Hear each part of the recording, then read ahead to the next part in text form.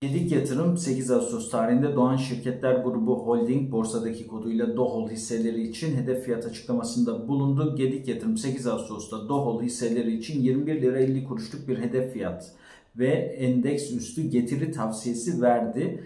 Bu videoyu çektiğim esnada bir Doğan Şirketler Grubu Holding hissesi, DOHOL hissesi 16 lira 70 kuruştan işlem görüyordu. Buna göre %28.74'lük bir potansiyel prim hedefi görülüyor. DOHOL hisselerinin son bir yılına baktığımızda en düşük 10 lira 33 kuruş, en yüksek 17 lira 77 kuruştan işlem görmüş. Doğan Şirketler Grubu Holding'in piyasa değeri ise 43 milyar 703 milyon 834 bin 720 Türk lirası.